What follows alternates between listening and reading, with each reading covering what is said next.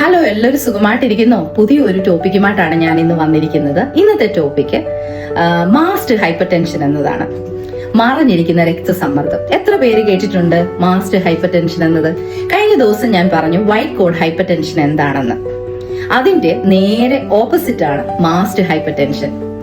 ഇങ്ങനെയുള്ള വ്യക്തികളില് ഹോസ്പിറ്റലിൽ സെറ്റപ്പിൽ വരുമ്പോൾ BP നോക്കുമ്പോൾ എപ്പോഴും നോർമൽ ആയിരിക്കും. പക്ഷെങ്കില് വീട്ടിലിരിക്കുമ്പോഴോ ജോലി സ്ഥലത്തോ BP വളരെ കൂടുതലായിട്ട് കാണിക്കുന്നു. അതുപോലെ തന്നെ BP കൂടുന്നതിന്റെ സിംറ്റംസ് ആയ തലവേദന, അതുപോലെ ഹാർട്ട് ബീറ്റ്സ് ഫാസ്റ്റ് ആയിട്ട് അടിക്കുക, ടയർഡ്നെസ് എല്ലാം ഉണ്ടാകുന്നു. പക്ഷെ ഇവര് ഹോസ്പിറ്റലിൽ വന്ന് ചെക്ക് ചെയ്യുമ്പോൾ ഇവരുടെ BP എപ്പോഴും നോർമൽ ആയിരിക്കും. അതുകൊണ്ട് ഇവർക്ക് മെഡിസിൻ എടുക്കാനും പറ്റത്തില്ല. ഇത് ഹിഡൻ ആയിരിക്കുന്നത് കൊണ്ട് വളരെ വർഷങ്ങൾക്ക് ശേഷമായിരിക്കും ഇവർ മനസ്സിലാക്കുന്നത് ഇവർക്ക് BP ഉണ്ടെന്ന്.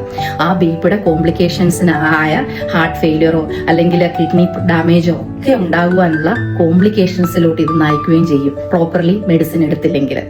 അതിനു വേണ്ടിയിട്ട് എന്താ ചെയ്യേണ്ടത്?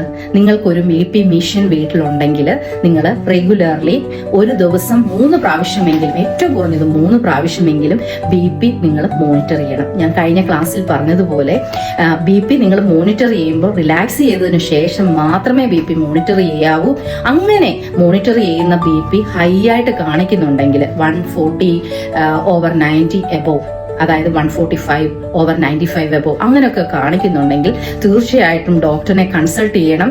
ഇങ്ങനെ ഹിഡൻ ആയിട്ടിരിക്കുന്ന സിംറ്റംസ് അല്ലെങ്കിൽ ഒന്നും നിങ്ങൾ ഇഗ്നോർ ചെയ്യരുതെന്നാണ് ഞാൻ പറയുന്നത്. ഈ ഇൻഫർമേഷൻ നിങ്ങൾക്ക് പ്രയോജനമായെന്ന് ഞാൻ വിശ്വസിക്കുന്നു. എങ്കിൽ എന്നെ ഒന്ന് സപ്പോർട്ട് ചെയ്യണം. ഇങ്ങനെയുള്ള വീഡിയോയുമായിട്ട് വരാൻ ഞാൻ ആഗ്രഹിക്കുന്നുണ്ട്.